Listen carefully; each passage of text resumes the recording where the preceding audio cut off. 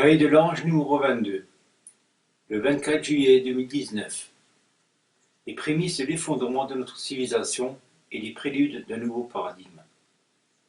Pour introduire ce cahier, et même s'il n'est pas très reluisant, un rapide panorama de la situation mondiale s'impose. Que ce soit sur le plan politique, social, climatique ou géologique, nous vivons des temps très difficiles, mais toutefois vraiment très intéressants. Il est indéniable que la révolte de la planète est à présent devenue dramatiquement manifeste, puisqu'elle répond très précisément au grand galop de la psychopathie humaine, qui, elle aussi, approche de sommets jamais atteints. D'ores et déjà, environ un tiers de l'humanité en souffrirait. Et pourquoi percevons-nous désormais l'ampleur de cette belle pagaille sur notre planète ? Parce que, d'après nos informations, de plus en plus souvent des orages magnétiques touchent notre planète. Ces phénomènes cosmiques induisent des conséquences considérables sur les activités humaines, ainsi que sur l'équilibre cinétique, psychologique et émotionnel des individus les plus sensibles. Décuplés par la vitesse et la densité des flux de plasma s'échappant du Soleil et augmentant sensiblement en nombre, ces orages magnétiques nous obligent à prendre certaines mesures de précaution. Car ils génèrent de plus en plus souvent des épisodes de fatigue extrême et inexplicables et nous imposent parfois de rester au repos total. Ainsi, ralentir, voire éviter les activités physiques et mentales trop intenses et veiller à notre régime alimentaire devient de plus en plus coutumé, voire même inévitable. Car lorsque nous sommes affectés par ces tempêtes magnétiques, ce sont principalement les systèmes cardiovasculaires, digestifs et articulaires qui en souffrent les premiers. Nous devons donc veiller, surtout en ces moments-là, à supprimer les aliments sucrés, à repasser en cétose et à nous imposer des périodes de jeûne intermittent. Les alternances d'activités solaires minimales provoquant ces tempêtes troublent également l'équilibre économique de la planète, perturbant les récoltes puis entraînant la révolte des peuples qui ne disposent pas de la connaissance fondamentale pour traverser le processus de changement de densité avec plus de confiance. En parallèle, le système bancaire continue sa dégringolade, au point où les banquiers suspicieux sont devenus des enquêteurs de police et les agences bancaires des commissariats. Ce chaos ambiant, imputé à la subversion de la conscience humaine, est de toute évidence amplifié par le passage de la Terre à travers les courants de vent solaire, principalement imputables à l'approche de Némésis, le Soleil noir, compagnon de notre Soleil terrestre intérieur.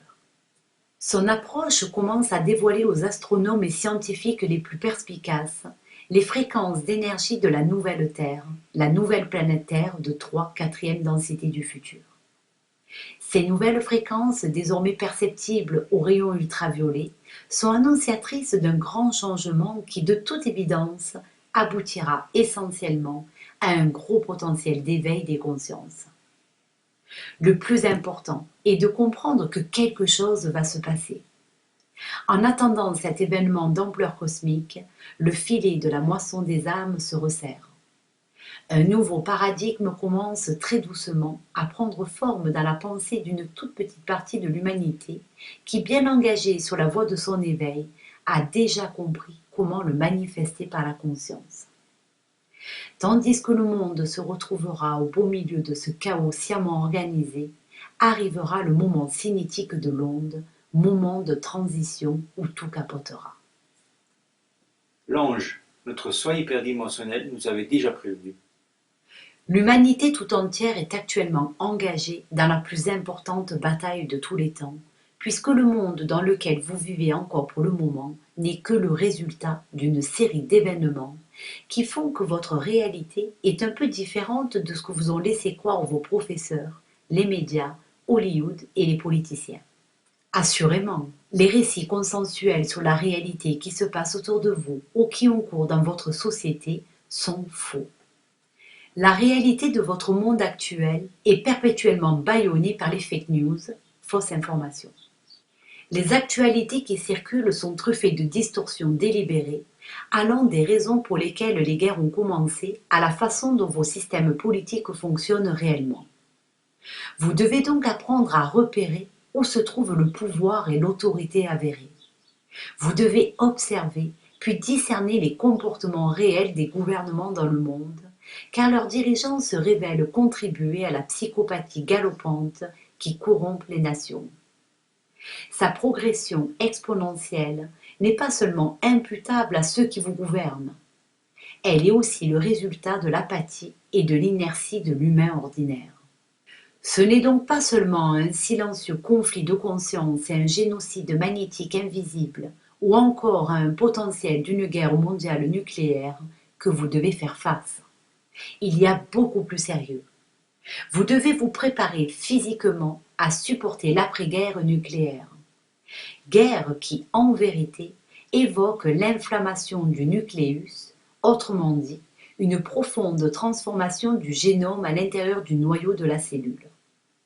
Cette inflammation du noyau cellulaire se révélera pendant l'ère de la métamorphose, c'est-à-dire pendant tout le temps que dure la transition de votre monde en quatrième densité. C'est pour provoquer cette transition, par et en vous-même, que vous devez persister à rechercher la vérité au plus profond de votre être. Ensuite, en partageant vos expériences de vie, mais aussi en cultivant vos mitochondries, vous participez à ancrer dans votre biologie les repères spatio-temporels d'une nouvelle densité d'existence. La vérité se trouve en vous, car, par votre génétique, vous avez la capacité de vous connecter au champ informationnel, la bibliothèque de vérité de l'univers. Mais ne plus croire aux mêmes récits consensuels sur les actualités de la planète que vos anciens amis, proches ou pairs, s'accompagne de plus en plus ouvertement d'une incapacité à établir avec eux de vraies relations. Et à cause de cette inégalité de point de vue, la plupart d'entre vous ont déjà perdu leurs vieux amis ou leur famille. Malgré cela, vous avez tout de même continué à partager vos expériences et vérités. Nous savons que pour la plupart d'entre vous, il est plus important d'être fidèle à cette vérité que de persister dans l'hypnose pour continuer à faire partie du système. Cette bataille pour l'information, pour l'accès à la vérité, est désormais la plus importante que vous n'ayez jamais livrée. Et dévoiler à vos semblables les histoires trompeuses qui imprègnent vos sociétés est beaucoup plus important que de combattre, de dénoncer, de manifester, de lutter contre les hommes politiques qui, vous le savez déjà, ne tirent pas les ficelles de votre monde. L'espèce humaine glisse inéluctablement vers la dystopie orwellienne si l'effondrement climatique, les impacts cométaires ou une guerre nucléaire ne la propulsent pas en premier sur le même chemin que les dinosaures ou celui de l'Atlantide. Et le seul moyen que l'humain pourrait utiliser pour s'en sortir serait de faire appel à la puissance du nombre pour faire cesser cet état des choses despotique et comateux qui détruit l'écosystème de la planète. Mais bien évidemment, ce n'est pas le cas. Les gens n'utilisent pas leur intelligence ou leur intuition, encore moins la force du nombre, pour pousser à la fin du statu quo oppressif, parce qu'ils ne sont pas intéressés à le faire. Question à l'ange. L'humain est indéniablement sous hypnose. Nous en sommes témoins quotidiennement. Mais pourquoi se désintéresse-t-il à ce point de la quête de la connaissance ? Il ne faut pas oublier que l'esprit humain est manipulé à grande échelle par les mêmes créatures à qui l'existence de ce statu quo a conféré un immense pouvoir et une immense richesse. Tous les plus grands dilemmes de l'humanité sont dus au fait que la propagande est beaucoup plus avancée que la plupart des gens ne le pensent, puisqu'elle prend racine dans les mondes hyperdimensionnels. Évidemment, personne n'enseigne à ces gens que tout au long de leur vie, certaines entités hyperdimensionnelles s'emploient à contrôler leurs pensées en utilisant un arsenal très sophistiqué d'opérations psychologiques dirigées dans leur esprit. Elles ne se font pas seulement via le contrôle quasi total des médias, mais par des technologies pénétrant les pensées des individus qui, de par leur passivité d'esprit, y sont implicitement soumis. Visiblement, personne ne les a avertis que s'ils voulaient vraiment s'éveiller de leur hypnose, ils devraient d'abord se libérer de la vaste toile de mensonges qui avait soigneusement été tissée en leur conscience depuis leur naissance.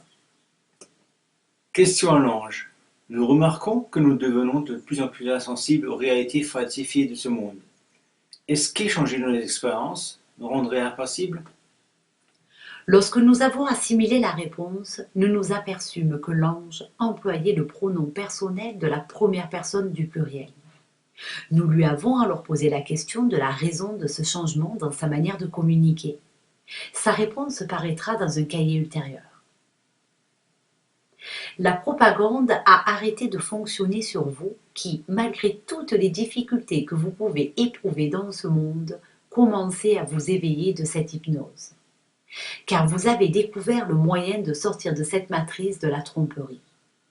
Ceci dit, nous ne sommes pas en train de vous flatter.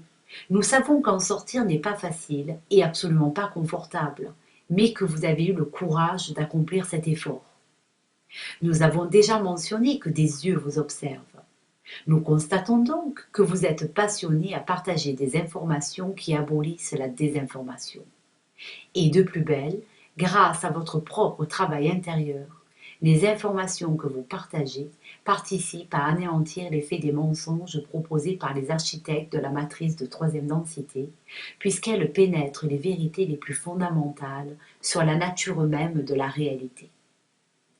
Nous vous encourageons à continuer de diffuser vos informations par tous les moyens, cela quoi qu'il arrive.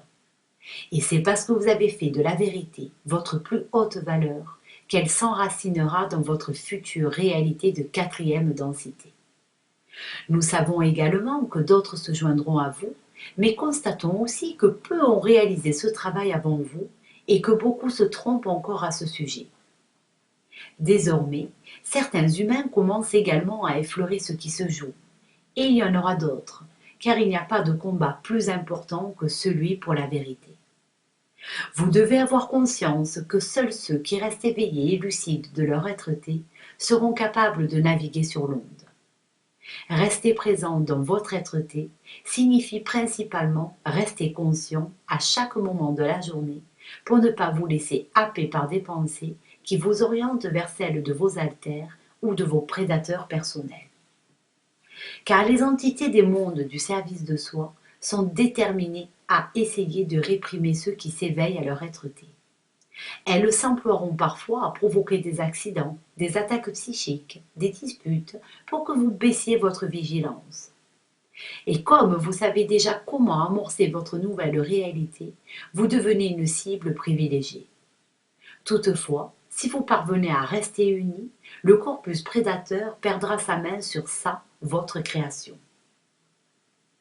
Il vous faut comprendre que la coalition SDS de l'Empire prédateur qui gouverne votre monde de troisième densité ignore que, quand ils croient créer à travers l'humain, ils ne font que créer l'histoire. Et c'est parce que certains humains ont eu l'intelligence de pousser plus loin à étudier les faces cachées de l'histoire humaine que l'Empire prédateur a laissé filer certains de ses secrets et dévoilé ses failles. Manque de chance pour le corpus prédateur qui par là se fourvoie, même si elles sont encore cachées aux yeux de l'humanité, ces failles sont déjà consignées dans la bibliothèque de l'univers, ce fameux champ morphogénique auquel ont accès vos soi supérieurs. C'est donc ici qu'il est important de faire appel à la puissance de l'information proposée par la sphère du subconscient répartie dans un groupe. Car, par ce travail de collaboration intelligente, le groupe peut accéder au soi supérieur du collectif, une entité groupe, autrement dit, une unité tribale génétique qui, par son travail assidu sur sa fréquence de résonance, forcera la fin du statu quo imposé par les opérateurs SDS. Vous comprenez donc l'importance de continuer à accorder les antennes protéiques entre vous. Elles s'accorderont alors entre lecteurs du réseau Léo, du réseau Cassiopéa et quelques autres afin d'augmenter vos talents à devenir des récepteurs d'énergie créative. Les Cassiopéens affirment également que ce n'est pas seulement survivre ou endurer la transition qui compte, c'est survivre pendant pour pouvoir continuer à servir autrui. Voir le lien sur notre site. Questionné à propos de la signification du dernier message des Cassiopéens, l'ange avait précisé. Servir autrui sans relâche ouvre non seulement les portes de la quatrième densité de conscience, mais également ceux des mondes de quatrième densité de réalité, sachant que le niveau de conscience crée le niveau de réalité. Souvenez-vous que grâce à ces antennes protéiques, l'humain devrait naturellement et légitimement être relié au champ morphogénique de l'univers, la bibliothèque connaissance dont dispose le soi supérieur. Mais l'humain ordinaire, sous l'emprise de l'esprit du prédateur, donc complètement ignorant de sa souveraineté légitime, ne réalise absolument pas que des créatures hyperdimensionnelles résident à l'intérieur de son corps et de ses pensées, et que ces êtres sont les véritables maîtres de l'humanité actuelle et de sa planète. L'homme ordinaire n'est que leur réceptacle et leur serviteur. Et c'est parce qu'elles lui ont greffé certaines séquences de leur programme génétique que ces entités révèlent leur présence au sein de son code génétique. C'est ainsi qu'elles usent allègrement de la possibilité de s'exprimer en et à travers l'homme. Cependant, ces créatures ont parfaitement connaissance que leur génétique renferme une défaillance majeure, puisque dans le génome de la plupart d'entre elles, la séquence qui désigne l'unité tribale christique est restée absente. Vous l'aurez donc compris, s'ils sont divisés par l'esprit prédateur, les individus qui restent isolés dans leur bulle ne peuvent que se renvoyer l'écho de leur propre fréquence de résonance. Ils restent alors très loin de pouvoir développer leur unité tribale génétique. Car c'est cette dernière qui réveille la séquence Kiristos du génome humain et le propulse dans les mondes du service d'autrui.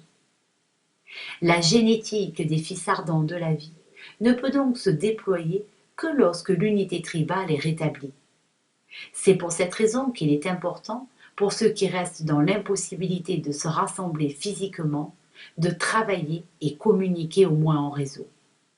Car c'est le génome Kiristos qui est le créateur de la nouvelle densité de réalité. Il est intimement connecté au champ morphogénique, accessible uniquement par les planificateurs de vie, qui eux sont reliés au champ de la 5 et 6e densité. Ceci dit, c'est parce qu'ils ont fait le choix de l'entropie que les prédateurs sont dépourvus du Kiristos. Leur génome est relié à celui de la 4e densité et à leur niveau, ils ne peuvent pas percevoir les fréquences des densités supérieures. Cela signifie en clair que lorsque dans le monde matériel vous persévérez sur le cheminement au service d'autrui, vous disparaissez littéralement des radars de la 4e densité. Question l'ange. De plus en plus de lecteurs demandent à rencontrer les initiateurs du groupe Léo dans l'Aude, mais il nous est impossible de tous les recevoir. Est-il si important de continuer à leur consacrer du temps à les accueillir ? Leur demander d'être autonomes lorsqu'ils viennent vous rencontrer dans l'Aude est une mesure de précaution intelligente. Car l'autonomie individuelle suppose non seulement un témoignage de leur foi en leur propre guidance intérieure, mais également celui de leur implication profonde dans la recherche de la connaissance. Toutefois, même si cela est parfois difficile à accepter, vous devez consentir que parmi les zélateurs du réseau Léo, certains restent des baratineurs, délibérément envoyés comme collecteurs d'énergie pour les SDS de 4e densité. Tandis que d'autres, mus par leur curiosité pernicieuse, deviennent inconsciemment drainants de l'énergie du réseau. Ceci dit, les textes publiés sur le réseau Léo représentent déjà une mine de connaissances accessible à ceux qui cherchent réellement des réponses à leur quête. Il est parfois intéressant également de parcourir d'autres sites internet qui sont rédigés par un collectif d'individus partageant eux-mêmes leur enquête. Soyez toutefois assurés que si un seul individu pilote tout seul son site internet dit spirituel, il ne peut en aucun cas reconstituer une unité tribale christique. Il ne fera simplement qu'étaler son ego au service de soi, servant ainsi les intérêts des opérateurs SDS de 4e densité. Alors apprenez à vous méfier des faux-semblants. Néanmoins, ceux qui ont foi dans le processus de transition et qui sont d'assidus lecteurs du réseau, même s'ils sont isolés, franchiront l'onde avec vous.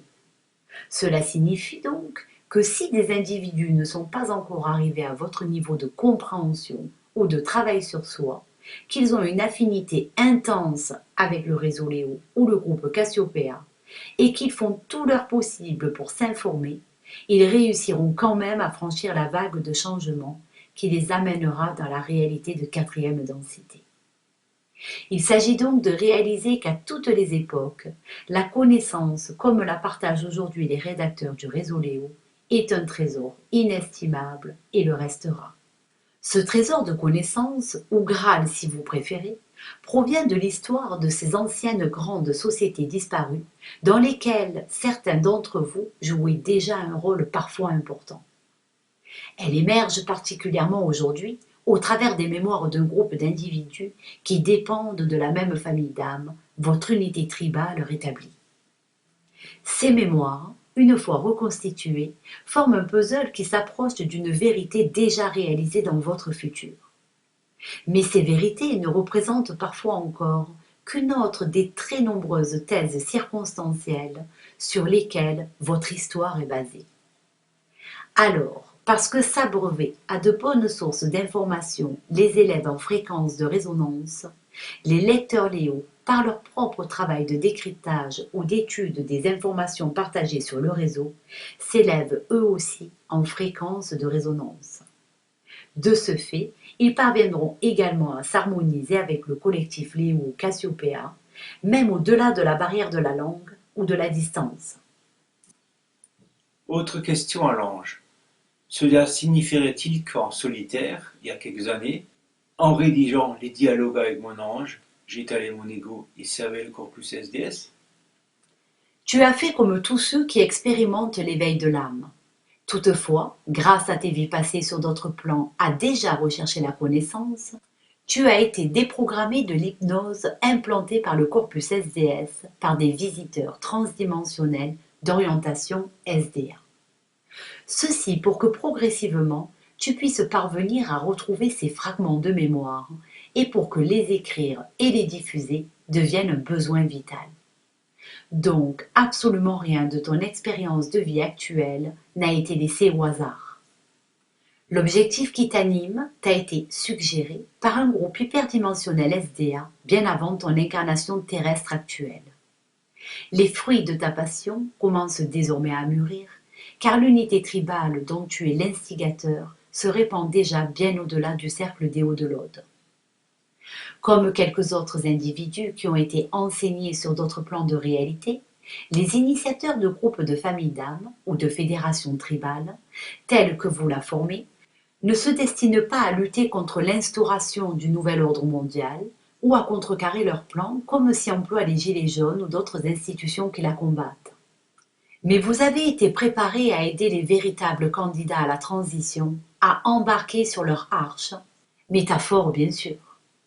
Cet embarquement sur l'arche leur permettra de franchir l'agitation et les violences occasionnées par la mise en place de ce concept géopolitique de l'ordre imposé.